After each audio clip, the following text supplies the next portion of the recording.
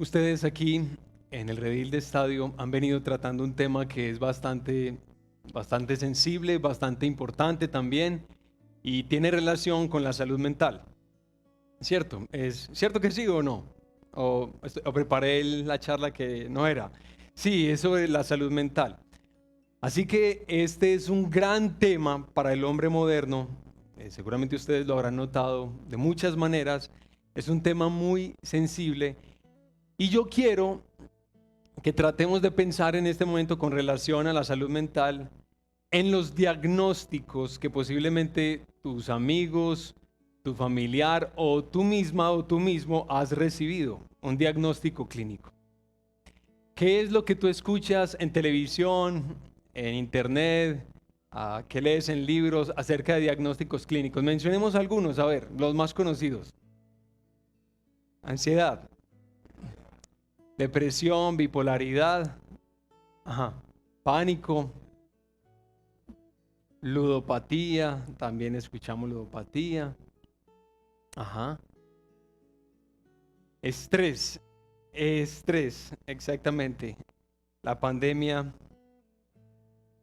TDAH, muy bien muchachos. Y algo que quiero hacer hoy, no sé si precisamente lo que vamos a hacer en este primer momento les va a aclarar cosas, o por el contrario les va a levantar preguntas, pero yo quiero enmarcar, muchachos, todos esos diagnósticos clínicos, aún posiblemente que tú has recibido y que has venido tratando hace meses o hace años. Todos esos diagnósticos los quisiera enmarcar en el gran tema del sufrimiento, de la aflicción del alma humana. Ahí es donde me quiero centrar especialmente en lo que vamos a hacer en este momento.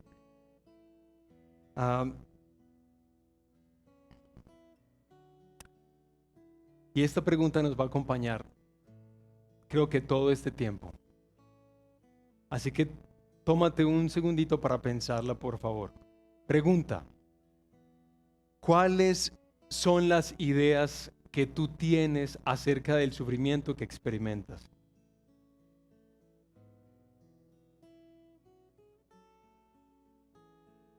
¿De dónde aprendiste a pensar de esa manera acerca del sufrimiento? ¿Quiénes fueron tus principales maestros para enseñarte a pensar con relación a lo que sufres de la manera en la que lo piensas? ¿Quiénes? ¿Cómo? ¿De dónde salieron esas ideas? Por favor. ¿Por qué esta pregunta es tan importante, muchachos? Proverbios capítulo 23, versículo 7 dice algo que es muy clave para hoy. Dice el texto, pero en la versión Reina Valera: ¿cuál es el pensamiento del hombre en su corazón? Tal es él. ¿Cuál es el pensamiento de un hombre en su corazón? Tal es él. Entonces, si hoy estamos hablando de la salud mental y lo estamos enmarcando en el gran tema del sufrimiento, la aflicción, entonces la pregunta es: ¿qué es lo que tú piensas? ¿Qué has aprendido a interpretar acerca de tu aflicción hasta el día de hoy? ¿De dónde proviene eso? Y no solamente de dónde proviene eso, sino qué es lo que tú piensas acerca de eso. ¿Qué piensas? No tienes que responder audiblemente, pero ojalá sí hagas el esfuerzo de responderlo para ti.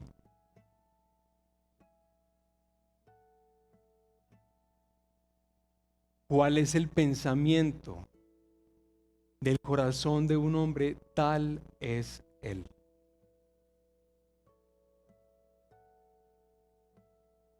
Voy a tratar de colocarles un ejemplito sencillo a ver si esto nos ayuda a entender lo que estoy tratando de explicarles. Supongamos que yo soy un hombre que cree en el karma,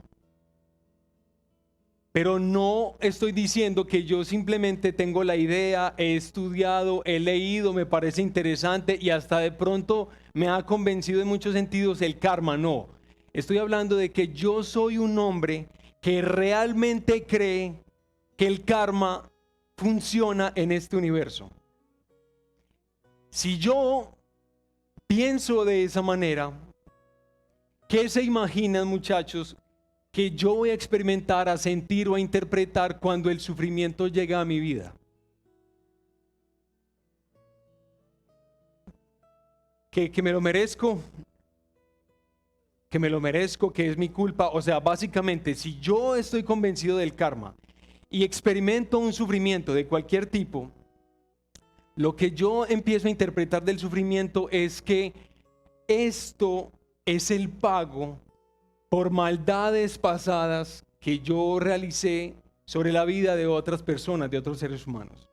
O sea, yo hoy estoy expiando, estoy pagando lo que hice contra otros en el pasado. ¿Qué es lo mejor que yo puedo hacer en este momento que estoy sufriendo? Porque yo no quiero en mis futuras vidas seguir experimentando la aflicción que estoy soportando hoy. Entonces, ¿qué es lo que yo debo hacer con ese sufrimiento presente, con el que estoy viviendo en este momento? ¿Qué te imaginas?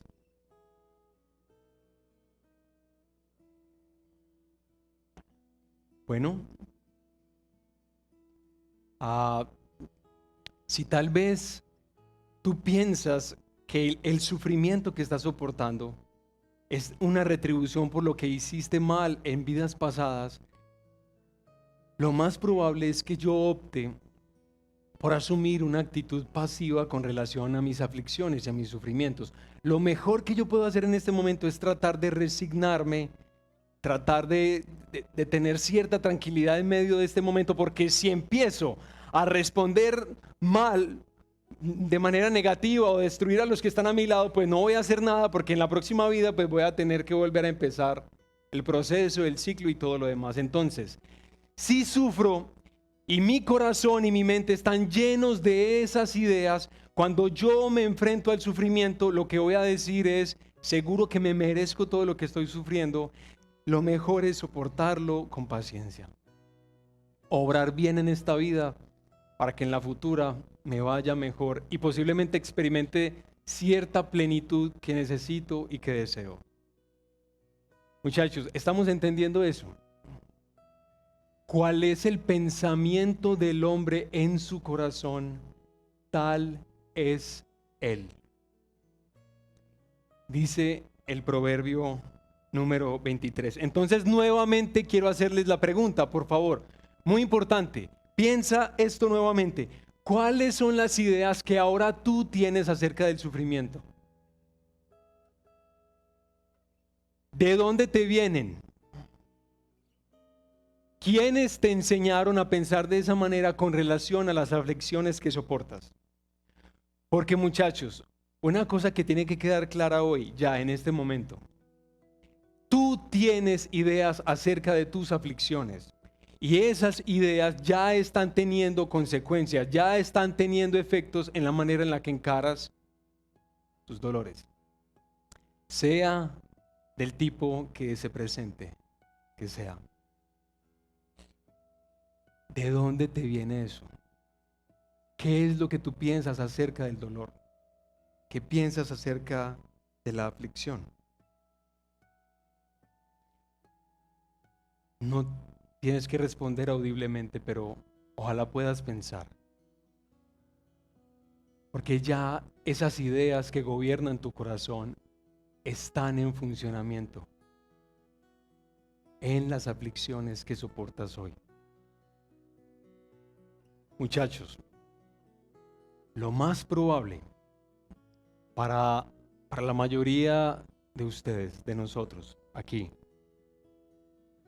en este momento, en este lugar, lo más probable es que las ideas que dominan tu corazón con relación a los sufrimientos y las aflicciones que soportas te llegaron de las narrativas culturales que dominan nuestra época. Y esto que estoy diciendo suena por allá como muy teórico, como muy elevado, pero yo te aseguro que si las narrativas culturales, las ideas que dominan nuestro mundo, son las que dan forma y ya dieron forma a la manera en la que tú entiendes el sufrimiento, entonces seguramente estaremos más enredados y estaremos más afligidos y estaremos experimentando mayor malestar del que posiblemente el sufrimiento mismo supone. Por favor, ustedes que han estudiado y aprendido mucho acerca de la posmodernidad o de la modernidad tardía, ¿cuáles son algunas de sus características? Por favor, menciónenlas. Es así, características de nuestra época. Inmediatez. ¿Cómo? Consumismo, claro, eso. Perfeccionismo. Apariencias. Hedonismo. Y relativismo, un poquito o mucho. Mucho, exacto. Entonces, hay muchas cosas que podríamos reflexionar, pero el tiempo es limitado. Así que solamente vamos a reflexionar en dos ideas muy poderosas que posiblemente hacen que tú pienses de la manera en la que piensas y que hoy necesitamos examinar. Primera, el hedonismo. El hedonismo, para definirlo de manera muy sencilla y muy simple, es la búsqueda, la persecución de todo objetivo que nos lleve al placer o al bienestar personal. No hay ningún valor, no hay ningún propósito mayor que el placer o el bienestar personal. ¿Alguno de ustedes se identifica con eso acá? ¿Ah? ¿O no? Alejados de eso, muchachos. Yo no creo que tanto, ¿cierto? Yo creo todo lo contrario. Es más, la iglesia que pastoreo con los hermanos que sirven conmigo, los hermanos y las hermanas, yo lo único que veo es ese problemota. Es ese gran problema que nosotros como cristianos también experimentamos, que el objetivo máximo de nuestras vidas se define en el placer, en el bienestar personal. Pero ese es un problema. Es un problema muy, muy, muy complicado. Casi como una idea, muchachos, que puede ser hasta inconsciente, pero que funciona de manera poderosa en nuestro corazón. Y es que para que tú puedas alcanzar, para que tú puedas experimentar el verdadero potencial de ser humano, todo lo que haces, todo lo que estudias, todo lo que te esfuerzas, tiene que ir orientado es al placer. Y si eso no es así, tú no eres humano en este siglo XXI. Es así de sencillo, es así de simple. Se los digo con cierta vehemencia porque quiero que le presten atención a que esa idea posiblemente está profundamente arraigada en tus formas de pensamiento, en nuestras formas, es que en la mía también, en nosotros. Pero cuando uno piensa que el objetivo máximo de nuestras vidas es el bienestar personal y el placer, y esa idea ya ocupó un lugar central aquí en el corazón, en el alma humana, entonces yo empiezo a sufrir, yo experimento aflicción y dolor. ¿Y qué es lo que ocurre? ¿Qué pasa?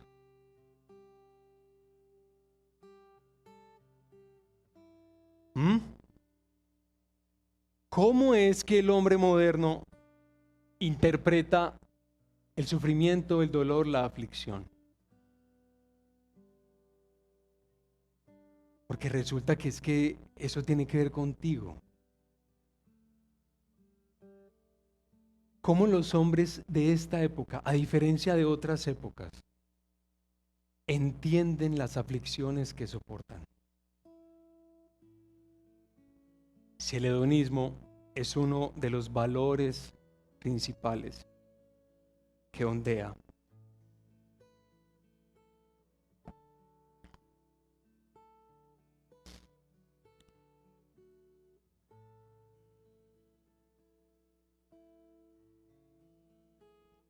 ¿Qué hacemos entonces? Porque hay alguien aquí no sufre, o alguien aquí no ha sufrido.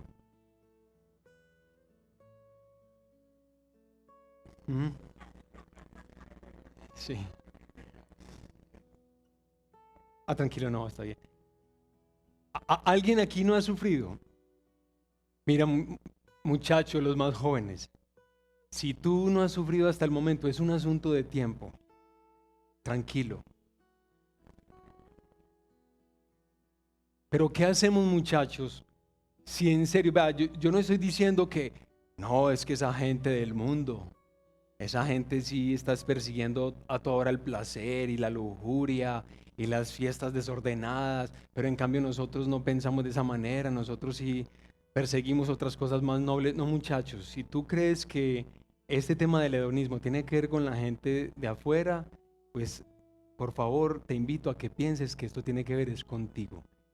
Y si tú tienes esa idea aquí metidita en tu cabeza y estás afligida, entonces, ¿qué pasa ahí?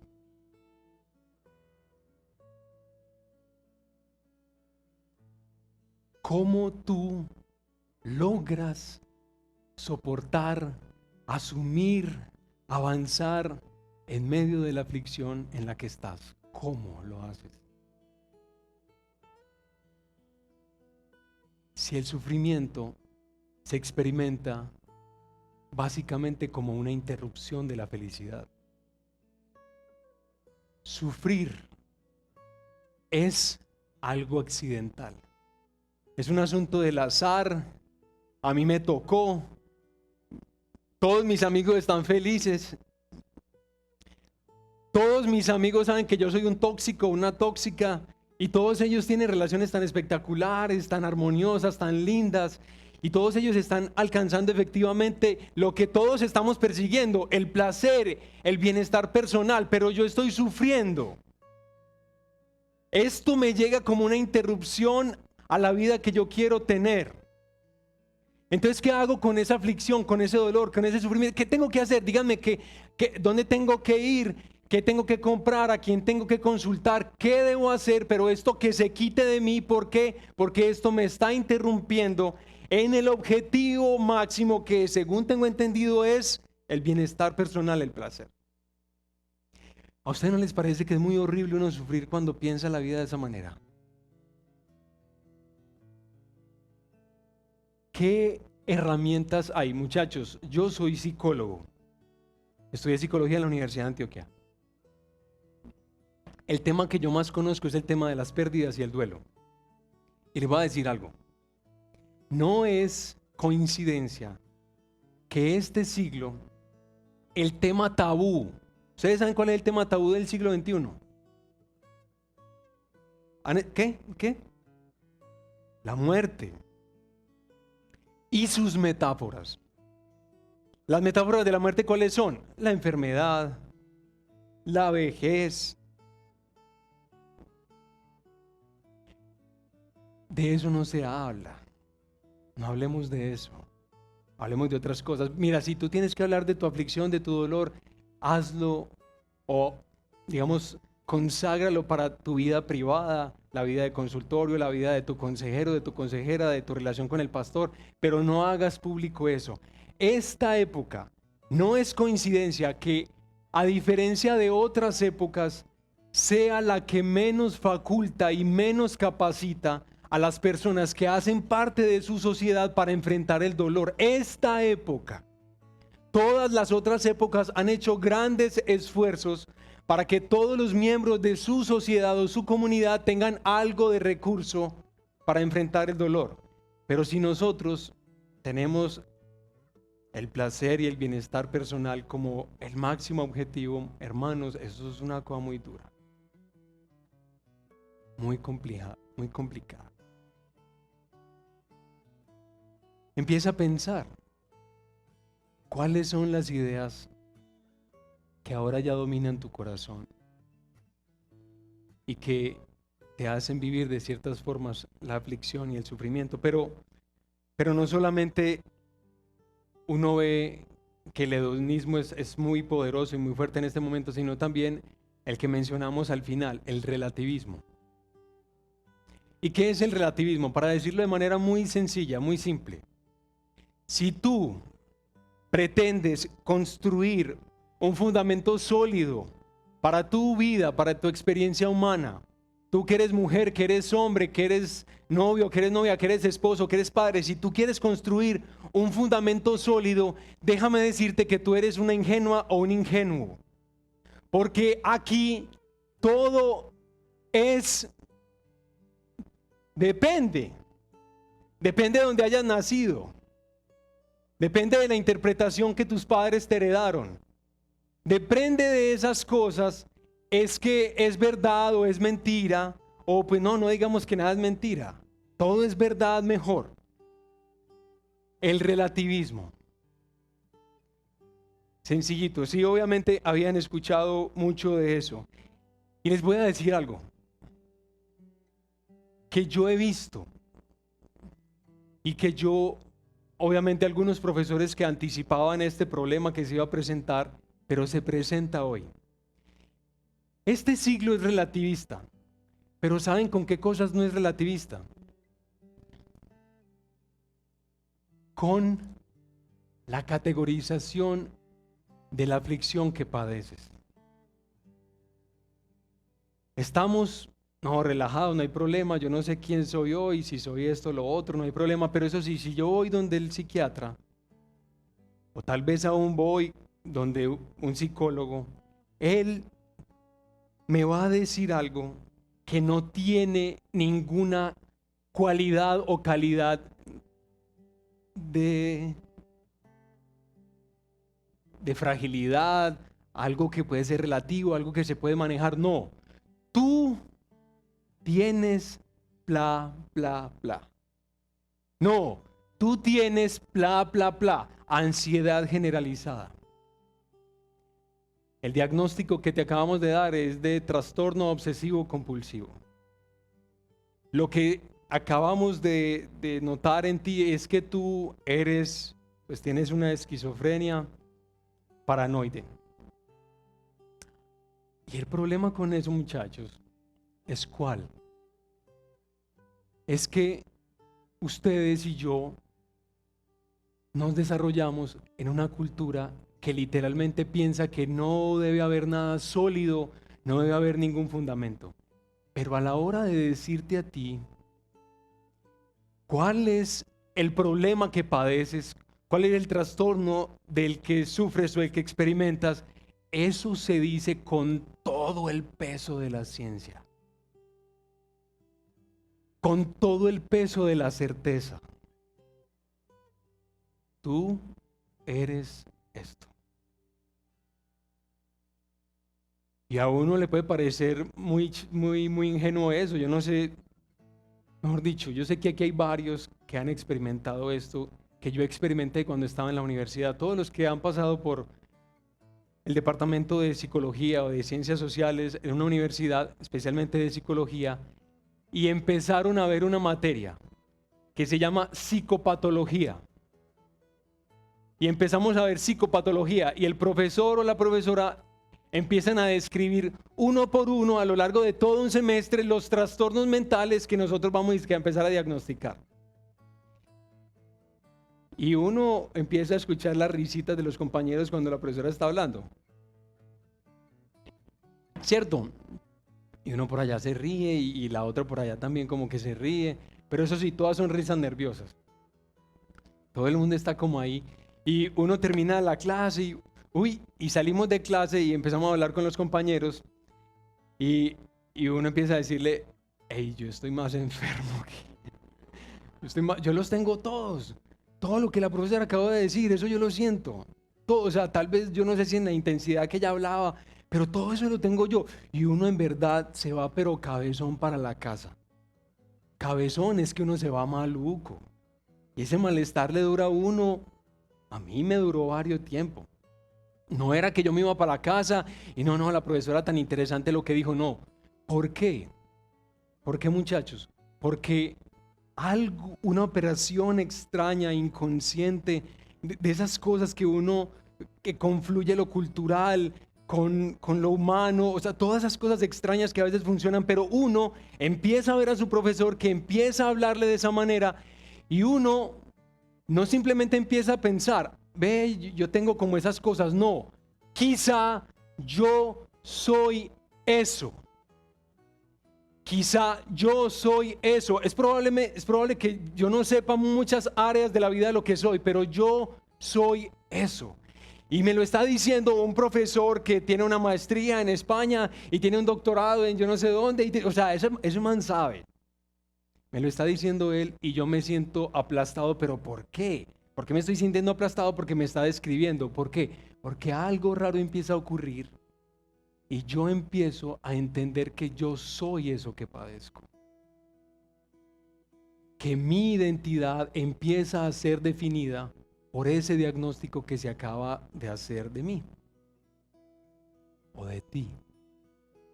Yo soy ¿qué? Eso que te dijeron. Yo soy, esa frasecita tan fastidiosa que se está repitiendo tanto, de tóxico o tóxica. Tóxico, todo el mundo ya sabe que es tóxico, tóxica, ahí es que alejémonos de los tóxicos. Bueno, en fin, pero pues no, bueno, entiendo por qué hacemos eso. Entonces, muchachos, cuando nosotros no logramos entender la aflicción, el sufrimiento, el dolor que padecemos, y nuestra interpretación de esas cosas no está centrado en el evangelio de la gracia de Jesucristo. Cuando nosotros no estamos entendiendo lo que vivimos a la luz de la persona de Jesús, entonces nosotros empezamos a entender nuestras aflicciones y nuestro sufrimiento a la luz de las ideas que dominan la cultura, que también ganaron un lugar en nuestras vidas y que tienen efecto sobre nosotros hoy. Y hace que nosotros suframos mucho más de lo que posiblemente deberíamos sufrir a causa de las expectativas que la cultura impone sobre nuestras vidas, porque tal vez tú no deberías sufrir. ¿Sabes por qué tú sufres? Porque tú eres yo no sé qué, porque tú no eres lo suficientemente resiliente, porque tú no eres lo suficientemente asertivo, porque tú no eres lo suficientemente seguro. Ay, no, es que qué inseguro es, o qué insegura eres. ¿Y qué hacemos con eso? Si uno está lleno de las ideas de nuestro mundo, uno no sabe qué hacer con esos muchachos. Y se le enreda la vida a uno. Porque en serio, uno caminar por la vida pensando que uno es el TOC, eso es muy duro. ¿Sí? O que uno es el tóxico, eso es muy duro. Eso pesa sobre nuestra humanidad. Pero nosotros, muchachos, no tenemos a un Señor así.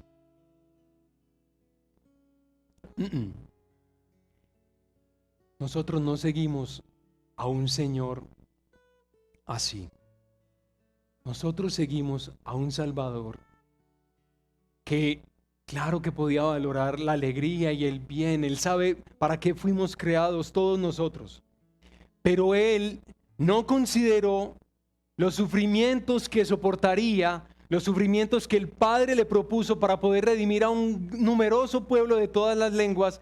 Él no tuvo como algo que era algo de lo que definitivamente no quería separarse. Jesús no consideró algo de infinitísimo valor, su bienestar, su alegría, su gozo al lado del Padre, al punto de venir en medio nuestro, e identificarse con las aflicciones de los seres humanos. Identificarse con nuestras peores angustias. Mira, porque tú posiblemente puedes ser de los que piensas, amigo o amiga joven, que el Señor Jesucristo era Dios. Y no, Él sí padeció y seguramente le dolió mucho, pero es que Él era Dios. Pero es que el hecho de que Él sea Dios lo hace más intenso y lo hace peor, no lo hace más fácil. Jesús experimenta las aflicciones que experimenta como hombre, pero también como Dios, y le resulta mucho más costoso que a cualquiera de nosotros. Y Él no tuvo ningún problema en soportar el dolor, en vivir el dolor, en padecerlo a favor de otras personas. Ese es el Salvador que nosotros seguimos. Un Salvador que nos enseña que los sufrimientos que nosotros soportamos a causa de los pecados que hemos traído a nuestra vida, a causa de los pecados que nuestros padres u otras personas trajeron sobre nuestras vidas, esos sufrimientos que el mundo contemporáneo ve como un despropósito, Jesús nos dice que Dios tiene el poder y tiene la capacidad de hacer que las cosas más absurdas que le ocurren a una persona, ser torturado, ser enjuiciado, ser desnudado públicamente y morir en una cruz, tengan propósitos eternos y redentores, tengan propósitos que beneficien a millones de personas. Eso es lo que nos dice el Evangelio de Jesucristo, que Él sí tiene poder para hacer ese tipo de cosas en tu vida, en tus sufrimientos particulares, en los que estás padeciendo hoy. Él sí tiene ese poder para hacerlo. Y muchachos, nosotros no seguimos a un Salvador que nos invita a ser definidos o a que nuestra identidad sea definida a la luz de las cosas que experimentamos, que sufrimos o que padecemos. ¿Ustedes sabían que a Jesús se le trató de compartimentar? A Jesús se le trató de clasificar en su momento para poderlo marginar, clasificarlo, encerrarlo en cierta denominación o categoría y poderlo marginar. Ustedes saben que a Jesús se le intentó hacer eso también. ¿Recuerdan cuando los fariseos, los maestros de la ley le llamaban a Jesús? Es cierto, definitivamente ahora sabemos que estás endemoniado. En otros lugares sabemos que estás enlunado, o sabemos que eres un lunático, sabemos que ahora sí estás loco, definitivamente lo estás, pero obviamente no, o sea, te estás tratando de hacer eso conmigo, pero no, Señor, la cosa no es así. Y muchachos, nosotros seguimos a un Señor que busca y persigue que nosotros entendamos nuestra identidad y que ella sea definida a partir de lo que Él es para nosotros y no a partir de lo que sufres, de lo que padeces, de lo que soportas hoy o en cualquier momento de tu vida. No es ahí, en ese punto, en ese momento, que Él busca definirte a ti y que tú puedas definir quién eres tú. Muchachos, los pensamientos que dominan sus corazones en este momento tienen consecuencias y tienen efectos en las experiencias de sufrimiento que ustedes soportan. No es que cuando aprendas a entender todas las cosas de manera muy centrada en el Evangelio y muy bíblica te va a doler menos. No necesariamente te va a doler menos. Pero muchachos, vas a poder entender la razón por la cual posiblemente estás experimentando y las formas en las que Dios usará y usa y es capaz de hacerlo, esas aflicciones, para hacerte una persona distinta, para hacerte una persona que no necesariamente va a perseguir el objetivo de buscar el placer, el bienestar personal por encima de todo, no, que persigas y que busques la gloria de Dios en las cosas mejores de tu vida y en las cosas peores de tu vida, en cualquiera de ellas, que puedas atesorarlo a Él. Esto que traté de compartirles en este momento, en el principio, muchachos, espero que les levante preguntas y espero que sigan reflexionando acerca de esas cosas que sí nos impactan. para que nuestra experiencia de dolor, pues bueno, no sea tan dura como los muchachos y las muchachas que yo veo, con quienes yo dialogo y que no tienen temor del Señor, no tienen el conocimiento de Dios y que la verdad sí le complejiza mucho más. Yo quiero que pasemos en este momento a algo como un poco más práctico, y es que tratemos de pensar tal vez en algunas preguntas que puedan haber ahí, si las hay, y entonces vamos a ver qué hacemos. Sí, bueno, gracias, pastor. El código QR está en las pantallas. Si de pronto tienen alguna pregunta más que formular, pues aquí ya están llegando las preguntas. Si de pronto tú no tienes forma de conectarte, datos, wifi para acceder, pues tenemos papelitos también para que las escribamos. Como saben, el formulario no tiene ningún... no te pide nombre, no te pide correo, no te pide... Entonces, siéntete en libertad de poder participar. Aquí yo ya tengo algunas preguntas. Vamos a colocar aquí, pastor, un par de sillitas por aquí. No hay problema, de una. Entonces, dale ahí. Si alguien necesita papelito, levanta la mano, porfa. No, está bien. Sí. Ok. Bueno. Eso está muy chévere acá. Bueno, la primera pregunta. Ajá. Dice así: tuve un evento traumático en mi vida que afectó profundamente mi idea de quién es Dios. Desde entonces he luchado por no tener resentimiento contra Dios, pero no lo he logrado. ¿Cómo trato esto en mi corazón? Muy bien.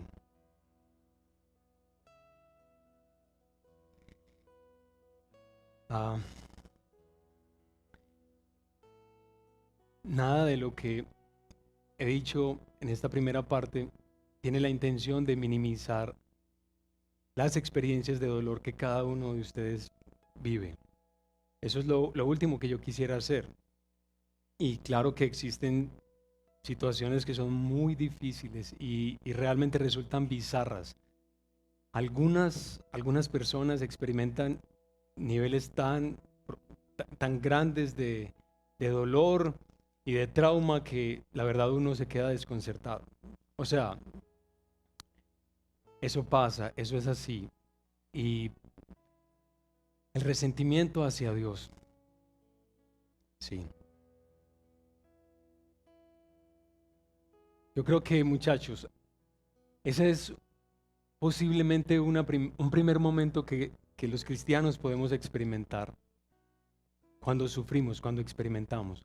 Porque Dios es un Dios que es soberano, Dios es un Dios que dice que nos ama, que tiene capacidad para hacer tantas cosas en nosotros, y sin embargo, pues experimenté lo que experimenté. ¿Cómo Dios puede convertirse en alguien confiable para mí si esto me ha ocurrido? Bueno, ¿quién tiene la respuesta?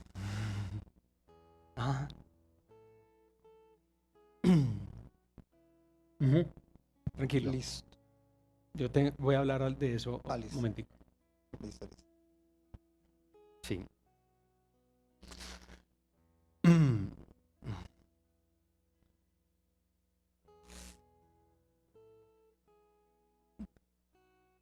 Yo casi siempre para muchas cosas estoy tratando de pensar en Jesús. Y les invito a que lo hagan así también en sus vidas. Eso les puede ayudar. Piensen en Jesús, en la persona del Hijo de Dios. Cuando estés levantando preguntas difíciles, piensa en la vida de Jesús. Una pregunta que podemos hacer es: si tú ves a alguien que está a punto de soportar lo que va a soportar, viéndolo en Getsemaní, y después viéndolo en el juicio, y después viéndolo en la cruz, ¿tú estarías dispuesto a seguir pensando que el Padre de Jesús es alguien confiable?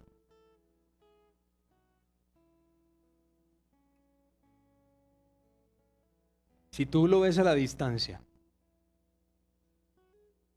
tú ves a Jesús que está sufriendo de tal forma que está sudando como gotas de sangre, hidromatosis, creo que se llama. Y ahí está esa persona, digámoslo así, y esa persona está a punto de experimentar algo tan horrible como la crucifixión y todo lo demás. Y tú te das cuenta que esa idea fue de su padre. ¿Tú crees que el padre de esa persona es confiable? No, posiblemente dirías que no es confiable, ¿cierto? Sin embargo, ¿cómo te parece? ¿Cómo te parece que el conocimiento que Jesús tenía de su Padre y el conocimiento que Jesús quiere heredarnos, hacer nuestro acerca de quién es el Padre, es exactamente el mismo conocimiento que llevó a Jesús a decir: pero Padre, que no se haga mi voluntad, sino la tuya?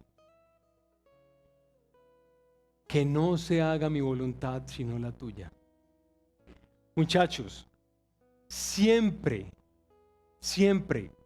bueno, no digamos siempre para no ser tan generalizador, pero muchas de las experiencias de sufrimiento que se ven en el Antiguo y en el Nuevo Testamento tienen como respuesta el conocimiento de Dios. ¿Cómo es que yo, habiendo tenido una experiencia traumática que me marcó y ha definido mucha parte de mi identidad, cómo yo puedo llegar a ver a Dios como alguien confiable? El conocimiento de Dios. Eso que Cristo vino a traernos, eso es lo que va a hacer posible que tú entiendas que Dios sí es confiable. ¿Recuerdan a Job? Todas las preguntas que hizo, ¿y por qué? ¿Y por qué? ¿Y por qué? ¿Pero cómo así? Y maldito el día que nací, ¿y por qué me recibieron las rodillas? Maldita la mujer que recibió mi vida en sus rodillas. Bueno, él estaba regado.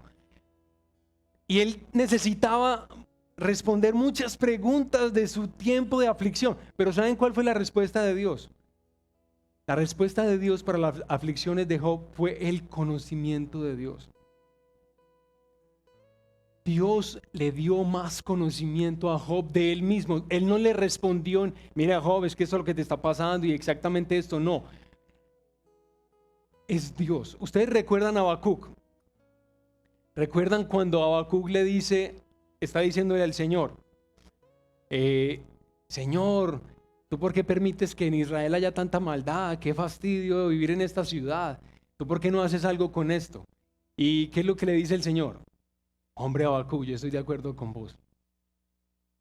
Yo también estoy de acuerdo en que este pueblo está mal, pero te voy a decir lo que voy a hacer. Voy a enviar una nación vecina, una nación que tiene caballos, tiene carros de guerra, y voy a traer esa nación sobre mi pueblo para que ellos se arrepientan de su mal camino. ¿Saben qué hace Habacuc? No, momentico. Señor, no, momentico, espera un momentico, tampoco lo tome tan así.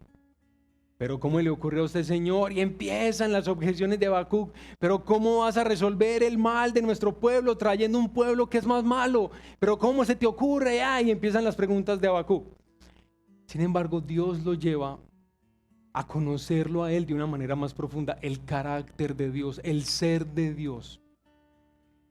Y después de todo ese rodeo que Dios hace en la vida de Habacuc, para que él entienda más quién es él, quién es Dios, ¿saben qué concluye Habacuc? Aunque la higuera no florezca, aunque en las vides no haya fruto, aunque las ovejas no estén dando cabritos y no haya leche para alimentarnos, aunque no haya nada a causa de lo que nos va a ocurrir, con todo eso, ¿qué? Yo me alegraré en Jehová y me gozaré en el Dios de mi salvación. Hágame esa pues. Pero sigue siendo exactamente la misma respuesta para ti hoy. Yo sé que Las aflicciones que algunos de ustedes han soportado, muchachos, son muy complicadas. Vea, yo les voy a decir un poquito de la mía. Yo conocí al Señor, el Señor me salvó a los 15 años y yo volví a la iglesia solamente hasta los 19. En los 19, hasta el día de hoy, yo empecé a notar algo extraño en mi vida. Era que yo no podía orar sin llorar. Y yo no podía orar sin llorar. Y lloraba, pero desde acá. Desde adentro lloraba. Y yo, pero tanto drama. Y yo, qué llorón yo. ¿Y qué pasa? Pero bueno, yo me ponía, inclusive mi esposa que está por allá en el fondo, cuando me quería molestar me imitaba diciendo, ¿quiere usted saber cómo ora? Usted ora y empieza a llorar. Usted no ora y no que llora. Entonces yo le decía, ay, qué tristeza, yo no sé por qué. Y yo me ponía hasta a pensar, pues yo, ¿por qué hoy tan llorón? Y yo, ¿por qué tengo que llorar? Y entonces empecé a pensar un poco más. Y el Señor en todos estos años de mi vida cristiana, porque miren, yo tengo hoy 39 años. Volví a ese proceso, digamos desde los 19, todos estos 20 años, muchachos. Lo único que el Señor ha hecho es tratar muchas áreas de mi vida y Él me ha mostrado lo siguiente: ese dolor no es un dolor de los 19, es un dolor que me acompaña a mí desde muy jovencito. Y yo recuerdo noches enteras que yo me la pasaba llorando. Y ya por allá muy en la madrugada me ponía, pues obviamente me dormía, pues porque me vencía el cansancio, pero mucho dolor. Y dolor, y dolor, y todo era para mí un drama, y todo era tan difícil, tan complicado, y obviamente en la adolescencia yo traté de tapar eso con muchas cosas, muy interesantes, muy buenas y todo lo demás, pero cuando iba a la presencia del Señor, tanto dolor, y yo, pero ¿por qué tanto dolor? Y tanto dolor, y el dolor que hizo que yo decidiera estas cosas, y estas, y las demás, pero yo, ¿por qué con este problema tan grave? Bueno, seguramente fueron muchas cosas de mi historia personal que me hicieron sufrir este dolor, pero muchachos, este dolor no era de mentiritas. No era una cosa que, no, dolorcito de uñas. No, era algo verdaderamente profundo. Y yo también llegué a experimentar esos malestares hacia Dios. Y yo, como Él es confiable. Especialmente cuando empecé a entender que Él es soberano sobre todas las cosas. Dios no es confiable.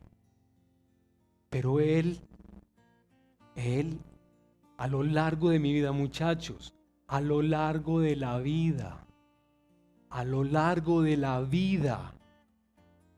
Él me ha seguido enseñando paso a paso, cada día un poco más, quién es Él.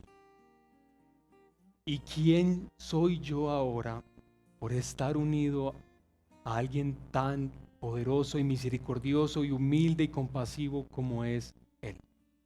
Ese conocimiento no solamente me ha ayudado a que mi confianza en Dios crezca, sino también que mi dolor de alguna manera se vaya y se fuera transformando. Poco a poco. Yo creo que no estoy del todo sano en ese sentido. Y la verdad, ni siquiera sé si sea bueno que me sane del todo. No tendría ni la sensibilidad ni la compasión que me gusta tener por las personas que están afligidas y sufriendo. Así que ¿cómo tú, que has vivido una experiencia tan difícil que te ha definido como persona, como ser humano, pudieras llegar a confiar en Dios a través de lo que Dios mismo va a hacer en tu vida y en tu caminar, dándote el privilegio de que conozcas más cada día quién es Él? Ese conocimiento te transformará.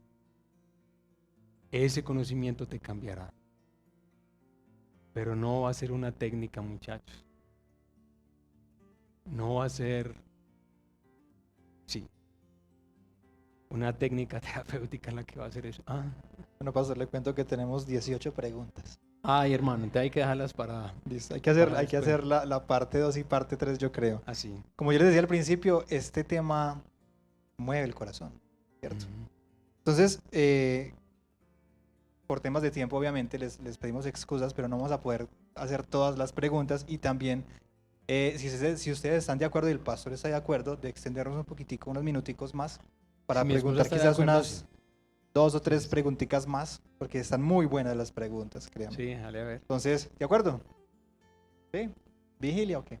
Bueno, yo quiero hacerte esta pregunta. Dice acá: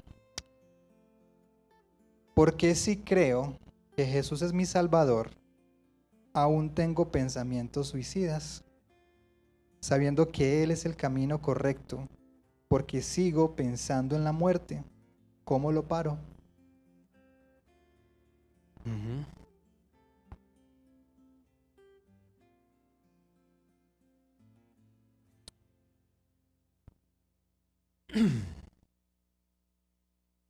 Levante la mano aquí. ¿Quién no ha pensado en algún momento morirse? Entonces hagamos la pregunta contraria. ¿Cuántos de nosotros hemos deseado morirnos ya? Pues no en este momento, sino ¿cuántos hemos pensado morir? Ya. Bien. Ese problema no es solo tuyo. Ese deseo de resolver los asuntos que te causan dolor, y la verdad es que la mayor parte del tiempo somos nosotros mismos el peor problema, el peor chicharrón que tenemos, y uno se fastidia con uno, y uno más bien quisiera acabar ya con lo que yo soy, con tal de no fastidiar a los demás ni generarles dolor, pero yo también resolver este problemita que tengo. Entonces, esto, amén, ¿cierto? Sí, exacto. Entonces muchachos, desear morirnos es algo que no es tan extraño. Y yo creo, muchachos, que si uno ve la historia de la iglesia, hombres y mujeres que uno podría reconocer son hombres hermosos, mujeres que cualquiera podría atesorar como pilares muy importantes de nuestra historia de iglesia cristiana, y no solamente ellos pensaron suicidarse, sino que también lo intentaron. Intentaron matarse. En este momento no nos va a dar tiempo para leer un poema que yo quisiera que todos ustedes llevaran a su casa. Es un poema que posiblemente el pastor Efraín va a enviarles. Yo creo que ya no vamos a poder verlo ahí, pues analizarlo. Ese les va a llegar a su casa, pero ese poema fue escrito por William Cooper. Y William Cooper fue un hombre, sí. O sea, si hay, digamos, un trastorno mental, para usar estas categorías modernas, si hay un trastorno mental que sea bizarro, que sea ominoso, que sea lo que uno no quisiera definitivamente llegar a experimentar, ese es el que tenía William Cooper. Ese hombre sí sabe de aflicciones y de dolores. Y sin embargo, muchachos, bueno, no, y no solamente sabe de dolores, él trató de suicidarse varias veces a lo largo de su vida. Y al mismo tiempo él podía ver la gracia y la misericordia del Señor, y retratarla y escribirla en poemas como este tipo, muchachos. Entonces, la verdad, en algunos casos nuestras experiencias internas y subjetivas resultan ser tan difíciles, tan dolorosas, que la idea de uno matarse le ronda y no se le quita y no se le va, muchachos. Pero algo muy importante que ojalá sí te lleves para la casa. Si ya estás dormido, es el momento de despertar, ¿sí? Para que lleves esto para tu casa. Hay algo que nosotros despreciamos grandemente y es depender de Dios. Pero hay algo que Dios quiere hacer en nuestros quebrantamientos de todo tipo con nosotros, y es que nosotros aprendamos a esperar en Él para la gracia que Él nos dará cada día. Su gracia para cada día. Esa es una de las principales lecciones que uno aprende de hombres como William Cooper,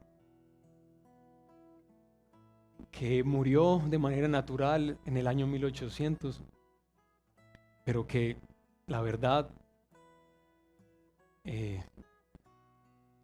no solo padeció mucho, sino que lo persiguió mucho la idea de matarse, y aún así, muchachos, tenía un profundo amor por el Señor. ¿Cómo juntamos esas dos cosas? No es fácil, pero están, pueden estar. Pero recuerda, tú no puedes definirte, ni Dios busca definirte a partir de esos deseos que tienes, de esas experiencias que te marcaron. Eso no te puede, tú no puedes ser la abusada o el abusado. Eso no puede definirte a ti. Que sea Cristo el que te defina. Lo que Él es para ti, lo que tú eres en Él. Ajá. Gracias, pastor. Yo creo que hay varias preguntitas que nos han llegado y yo creo que aunque no responden directamente, creo que sí tocan temas de varias de las que ya han anunciado. Entonces, bueno, eso nos ayuda un poquito como a los que preguntaron y no vamos a poder hacer la pregunta puntualmente, pues les va a dar también, les hablaste también a ellos. Dos preguntitas más, ¿sí?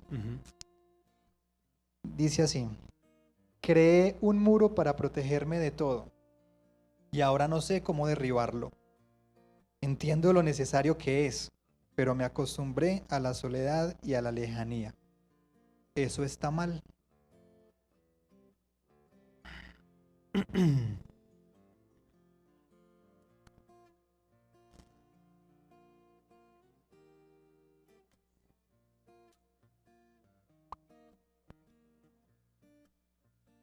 Muchachos, a ver, esta pregunta no es fácil responder porque yo más bien quisiera tratar de conjeturar lo que posiblemente hay detrás de la pregunta que se hace.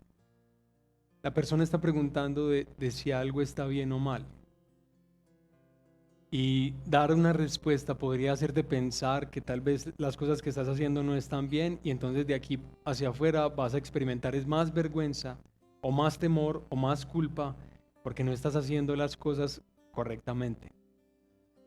Entonces, ¿cómo te respondo esa pregunta?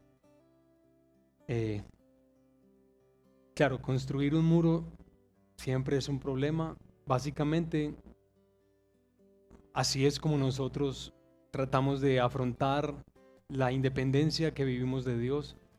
Dios no es nuestro recurso, Él no es nuestra esperanza, Él no es nuestro consuelo. Entonces yo tengo que encontrar alternativas, y las alternativas son de diverso tipo. Póngale el nombre que quiera ahí, levante los muros que quiera. Dios no está ahí, entonces yo me construyo y me edifico lo propio. Muchachos, pero eso no solamente es de quien está haciendo la pregunta. No sé quién aquí no es así. Pero lo que está haciendo el precioso Salvador que seguimos es persuadirnos con su amor y su poder para que cada día sea desmantelado ese muro sólido, fuerte que hemos construido, pero es con el conocimiento de quién es Él, y con el conocimiento de lo que tú eres para Él y de quién eres al estar unido a Él. Entonces, si es un problema los muros que levantamos, claro que sí, pero ánimo, pues, que por eso fue que Jesús tuvo que ir a una cruz, porque nosotros somos así, ¿de acuerdo? No porque no levantamos muros, sino porque lo hacemos.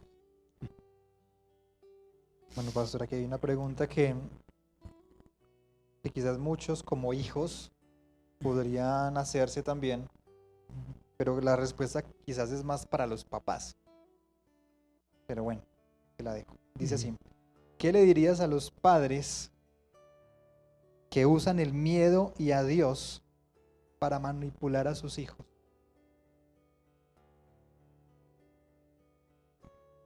¿Qué les diríamos? que se arrepientan y crean en el Evangelio, no. Sí, o sea, y básicamente la frase es perfecta, que se arrepientan y que crean en el Evangelio. Porque ese no es el Evangelio de Jesucristo. Ese no es el Evangelio de Jesucristo. Para mí es fácil. Marcos tiene 3 años, bueno, 3 añitos, un poco más. Y Marcos es un niño de temperamento fuerte, es un niño medio dominante. Bueno, no me parece a nadie en la casa. Él es así y yo veo una estrategia, digamos, muy eficiente, muy aparentemente efectiva, y es hacerle dar miedo. Ay, ay, ay. Quiero que se calle. Miedo. Calla el que sea. Hasta el más controlador y dominante. Pero es horrible. Pero es horrible. Porque, pues yo creo que nosotros no debemos manipular a nuestros hijos. Mucho menos debemos usar al Señor y manipular su nombre para hacer las cosas que no creo que el Señor esté interesado en la vida de quienes somos administrados, sí, en la vida de nuestros hijos, de aquellos a quienes somos llamados a cuidar, a proteger, a animar. Entonces, bueno, papá, si hay alguien aquí así, arrepiéntase. Ajá. Bueno, hay muchas más preguntas que te las quise hacer todas, Ujú. la verdad. Pero Tranquilo, no hay pero- problema. entonces me aguantan 5 minuticos más. Yo había dicho que 2, pero es que... ¿De acuerdo? ¿Sí? Ok. Listo. Dice así, las adicciones o comportamientos compulsivos que me alejan de Dios suelen sumirme en una tristeza profunda por mucho tiempo, y mientras más tristeza siento, más compulsivas se vuelven esas conductas. Claro. ¿Qué hago?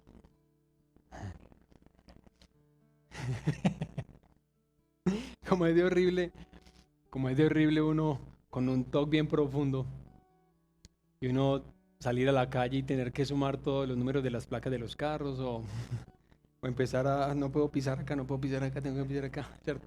Bueno, algunos de ustedes saben a qué me refiero. Eh, mm,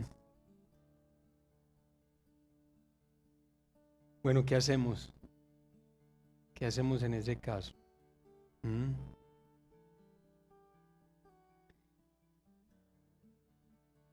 A ver, vuelve a leerme el objetivo de la pregunta. Yo miro que necesito hacer menos rodeos. Listo. Va la pregunta de nuevo, dice así. Ajá. Las adicciones o comportamientos compulsivos que me alejan de Dios suelen sumirme en una tristeza profunda por mucho tiempo, y mientras más tristeza siento, más compulsivas se vuelven esas conductas. ¿Qué hago? Claro. Horrible. Qué pesar, ¿cierto? O sea, estamos hablando de qué pesar de nosotros, no. Sí. ¿Sabes qué ha sido algo tan especial para mí? Para todos los males que yo padezco, que son muchos, un montón.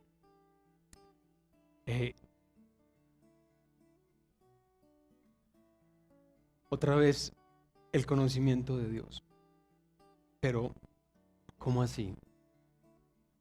Cuando yo, y en el caso puntual, para colocarlo así en el ejemplo, imagínate quien está haciendo la pregunta lo siguiente. Yo estoy lleno de vergüenza en este momento porque nuevamente me vi metido en el fango que necesito, pero que al mismo tiempo desprecio y odio. Es lo peor de mi vida y estoy metido ahí nuevamente. Y parece que nadie me puede sacar de este ciclo, y siento más vergüenza. Y mientras más vergüenza siento, el único refugio que encuentro pues es lo que me dio placer, me dio alegría. Entonces vuelvo y me meto allá. ¿Qué me saca de allá? Algo que me ha bendecido mucho a mí es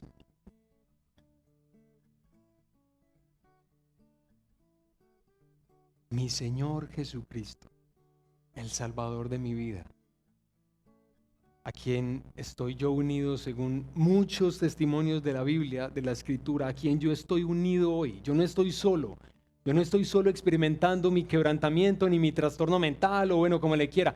Yo no estoy solo, yo estoy unido al Hijo de Dios y yo estoy experimentando mi humanidad unido a Él.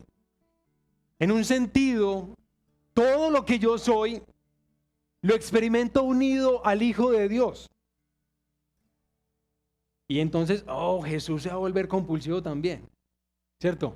O Jesús va también a intoxicarse con todo lo que... Uy, qué relación más tóxica está ahí, sí. Pues, ¿cómo les parece que uno empieza a voltear la torta? Porque ese es el evangelio de Jesucristo. No especialmente lo que yo vengo a hacer para Él, sino lo que Él viene a hacer para mí. Entonces yo empiezo a pensar, cuando estoy lleno de vergüenza, porque estoy otra vez metido donde no quería estar, pero recuerdo que se me predicó el evangelio, el que dice que el Hijo de Dios me ha amado de tal manera que Él fue a la cruz para que mi vergüenza, para que mi culpa sean removidas completamente. Entonces yo empiezo a pensar, Señor, eso es verdad lo que tú hiciste por mí, pero entonces yo cómo me despojo de esto. Entonces, ¿qué tal, muchachos? Si empezamos a pensar, pero Jesús no fue así. Quizá yo comí hoy compulsivamente. Y eso que comí hoy me va a representar posiblemente lo que más me avergüenza. Y es que esto que yo tengo acá no me quita. Y esto me va a salir otra vez. Entonces, ¿qué hago yo si me siento otra vez metido en la vergüenza? Pero Jesús no comió compulsivamente. Y Él es mi Salvador y yo estoy unido a Él. Él no hizo lo que yo sí he hecho y que tanto me avergüenza. Jesús no vio pornografía y yo estoy unido a Él y Él es mi Salvador. Él es mi Salvador. Yo no estoy solo. Él es mi Salvador. Creo que eso es lo que hizo Pablo. Creo que eso es lo que hemos aprendido de la historia de la iglesia, así que espero que nos ayude un poquito eso. Quiero hacer esta última porque... Listo. Ultimito. Bueno, dale, Lo que pasa es que ese sí nos atañe a todos. tranquilo. Quizás quienes padecen muchas de estas cosas lo ven y lo viven, ¿cierto? Pero muchos que quizás no, ¿cómo se relacionan con eso en otra persona? Entonces la pregunta es la siguiente. Dice así, la determinación sólida y contundente del diagnóstico clínico transforma más aún la percepción de uno mismo. Aparte de la oración por el que padece, ¿qué herramientas ha experimentado para acompañar al otro?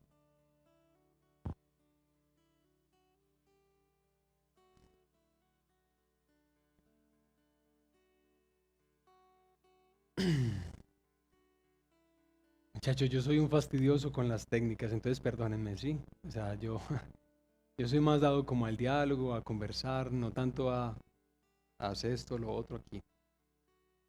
Así que, para mí, cuando una persona, ya que la pregunta puntual es acerca del refuerzo tan impresionante que experimenta una persona que ha sido diagnosticada y que pareciera que se quedara ahí y se quedara ahí. Lo que se hace en ese caso, lo que me parece a mí que es más útil, y no solamente en ese caso, sino en otros casos, es volver a lo mismo que Dios ha querido que nosotros entendamos que ahora somos para Él. Volver a edificar mi identidad a la luz de lo que Dios dice que yo soy.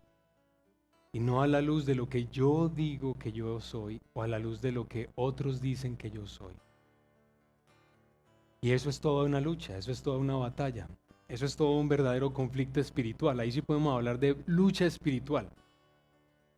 Que mi identidad sea reemplazada de estos valores que he tenido por tantos años a una identidad que, como el apóstol Pablo la describe tan lindo en Efesios, bueno, y no solamente en Efesios, en otras cartas del Nuevo Testamento, cuando él dice que nosotros somos aceptos en el amado.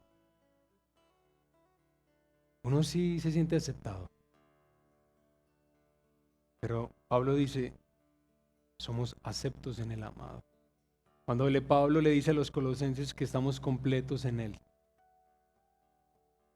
que nosotros estamos completos en Cristo Jesús, o que ahora nosotros somos herederos de toda clase de bendición espiritual en los lugares celestiales en Cristo, que ahora nosotros somos santos, sin mancha delante de Dios. Pues tienes que empezar a pensar, Pablo era un exagerado, un mentiroso, o si lo que está diciendo es verdad, entonces ¿por qué yo no le he prestado atención a esto que Dios quiere que yo entienda acerca de mí? Yo soy lo que Dios dice que soy. Y aunque me parezca lo más improbable, lo más tonto, lo más alejado, ¿cómo así que yo soy santo y sin mancha delante de Dios? Pues sí lo soy. Aunque le dé todas las razones del mundo para no sentirme así, pues sí lo soy. Edificar sobre la verdad. La identidad sobre la verdad. Sobre la verdad. Y muchachos, ojalá no sobre las narrativas culturales que te están ayudando a entender quién eres tú. Ojalá no sean esas. Que sea el Señor el que te ayude a entender quién eres. Algo muy sencillito. Para terminar, ya que era la última pregunta y para que tal vez oremos por todos ustedes que están afligidos, es lo siguiente. Salud mental. ¿Cuál salud mental? Que les quede claro. ¿Cuál? ¿Cuál salud mental? Por eso es que Dios se hizo un hombre. Y no solamente vino a vivir la vida que ninguno de nosotros ha podido vivir, la que necesitábamos que viviera, para que su vida no sea contada a nosotros y para que todas nuestras miserias, todos nuestros quebrantos, todas nuestras ausencias o faltas de salud mental le fueran contadas a Él y Él las asumiera para que fuera el perfecto Salvador que necesitamos para todas las aflicciones de nuestra alma. Ahí sí hay que poner los ojos. Ahí sí hay que poner los ojos en nuestro Señor. Entonces oramos.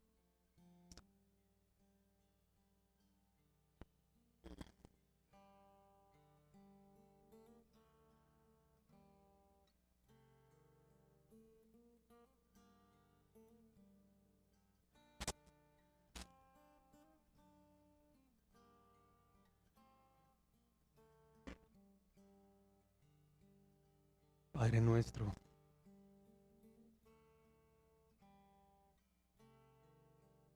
es probable que los dolores que soportamos sean la causa principal de nuestras sospechas hacia ti.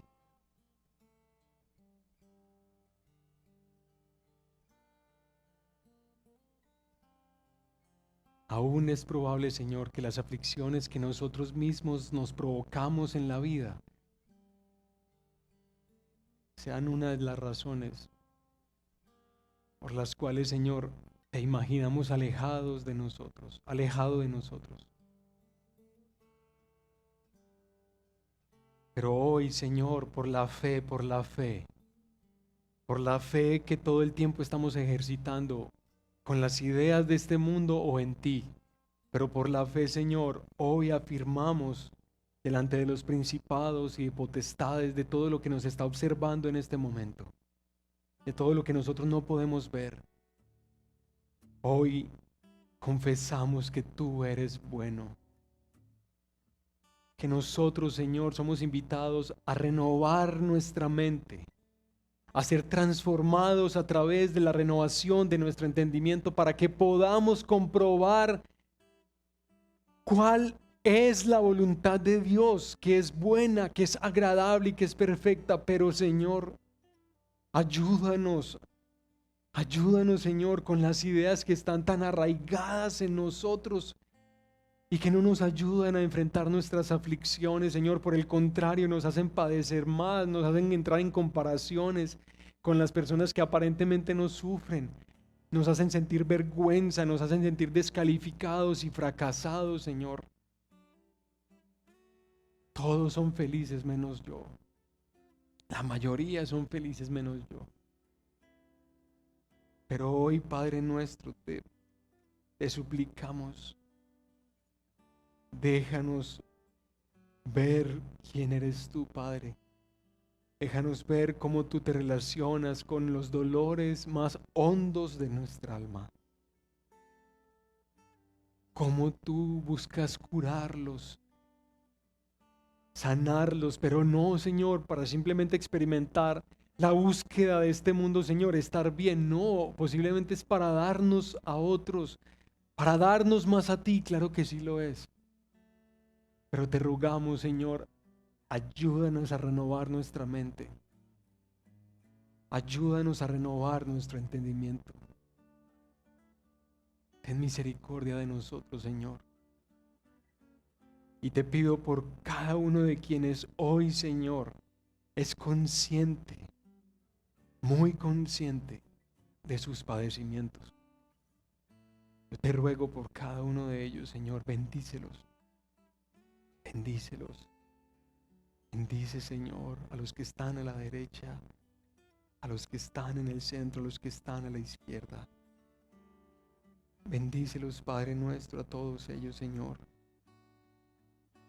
Bendícenos, Señor, y ayúdanos a entender, porque la aflicción y el dolor, Señor, apretan y nos apretan duro. Y Señor, sí, nosotros posiblemente somos una generación que tiene menos recursos para enfrentar el sufrimiento. Así que tienes que ayudarnos más. Ayúdanos más. Danos más, Señor. Danos más conocimiento de ti. Danos más conocimiento de ti a través de tu Hijo Jesucristo, de lo que Él es, de lo que Él hizo, de lo que Él vivió, de lo que Él sufrió, pero de su resurrección también. Te agradecemos por permitirnos transparentar nuestras vidas ante una realidad que es tan presente, Señor, en todos. Y que así siga siendo, Señor, por siempre. Aunque los demás traten de tapar sus quebrantos, Señor. Como el apóstol Pablo decía, yo más bien me jactaré en mis debilidades, porque cuando yo soy débil, entonces soy fuerte. Soy fuerte en ti, Señor. Te adoramos por tus misericordias. En el nombre de Jesús. Amén y amén. Muchachos, que el Señor los bendiga y mucho ánimo pueda haber.